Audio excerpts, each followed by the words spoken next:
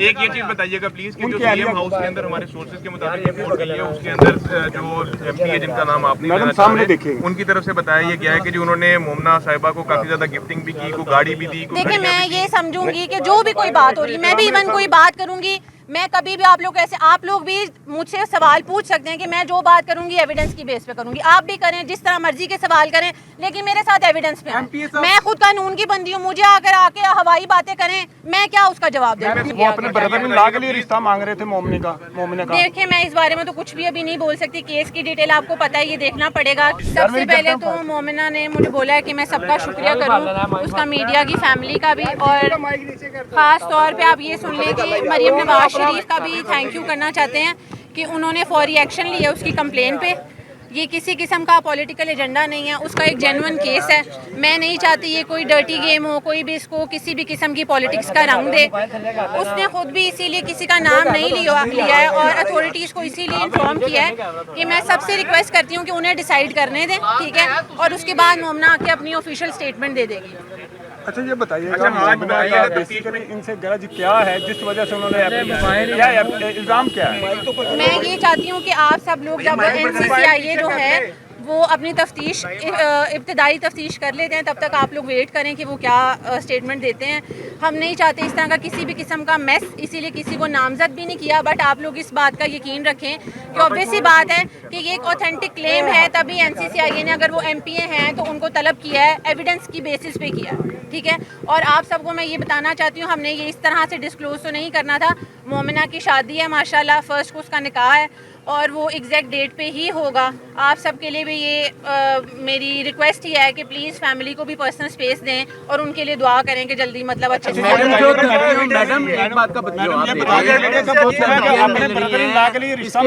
उसको धमकियाँ मिली हैं क्लियरली, जान की फैमिली को मिली हैं, इसीलिए जो मरियम नवाज शरीफ साहिबा हैं उन्होंने हमें अप्रोच किया। जिस तरह उनको पता लगा कि हमने कंप्लेन लॉन्च किया है, हमें फौरी पुलिस सिक्योरिटी दी गई है, अभी भी हमारे घर पे मौजूद है।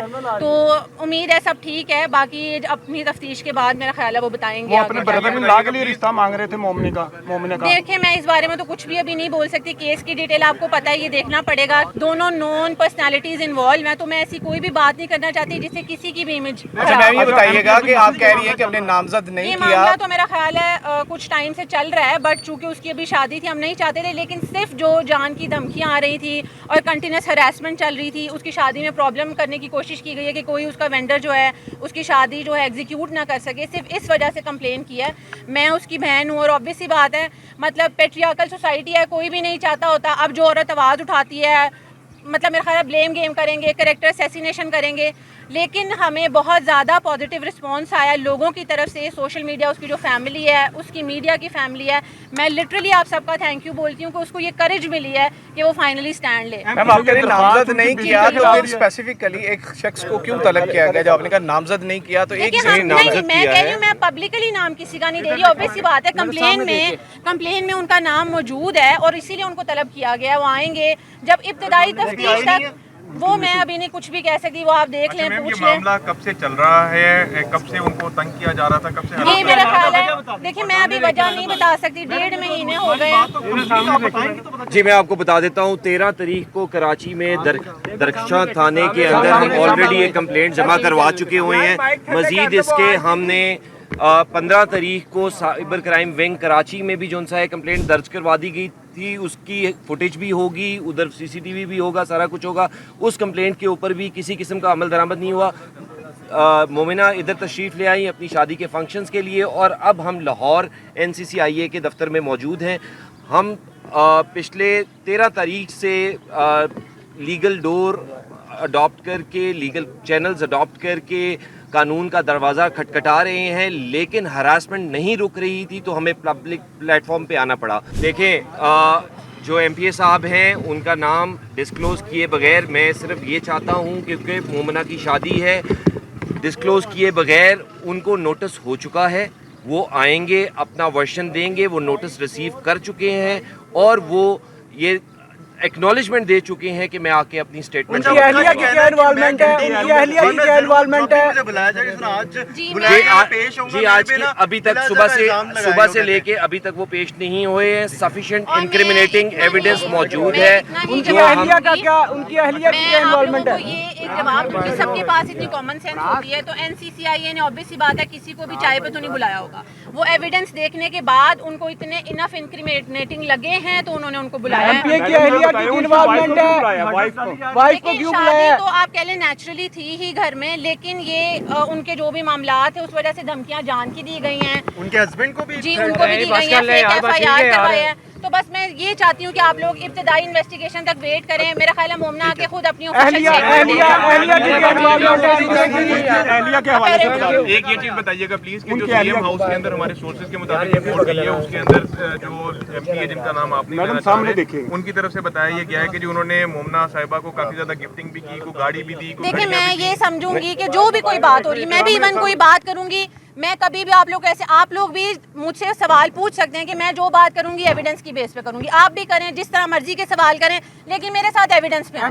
मैं खुद कानून की बंदी हूँ, मुझे आके हवाई बातें करें, मैं क्या उसका जवाब दूं? एमपी साहब की अहलिया की क्या इन्वॉल्वमेंट है? इस बात में कोई हकीकत नहीं है जी। इस बात में किसी किस्म की कोई हकीकत नहीं होती भी तो कहीं ना कहीं आप देखिए वो हमारे साथ लेवरेज पे होते हैं। कोई इंसान आवाज नहीं उठाता जब वो कहीं से भी आप कह लें लो पोजीशन पे होता, कोई आवाज नहीं एमपी साहब की अहलिया की क्या इन्वॉल्वमेंट है? मुस्लिम लीग नून के जो लीगी एमपीए हैं साकिब चद्दड़, उनके बारे में मोमना इकबाल की जानिब से जो इल्ज़ाम आयद किया गया है कि वो उनकी किसी और जगह भी इंगेजमेंट नहीं होने दे रहे, और उसके साथ साथ क्योंकि वो उनके साथ ताल्लुकात इस्तवार करना चाहते थे, निकाह करना चाहते थे, और इस हवाले से जब उन्होंने इनकार किया, जब उनको पता चला कि साकिब चद्दड़ जो है ऑलरेडी मैरिड है, तो उसके बाद उन्होंने इस रिश्ते से इनकार किया। और मोमना इकबाल ने जब किसी और जगह पे जो है वो अपनी एंगेजमेंट करना चाही, शादी करना चाही, तो उसके बाद जो साकिब चद्दड़ है उन्होंने इस बात की जो ज़िद लगा ली कि वो अगर उसकी नहीं बन सकी तो वो किसी की भी नहीं बनेगी। ऐसा कहना था।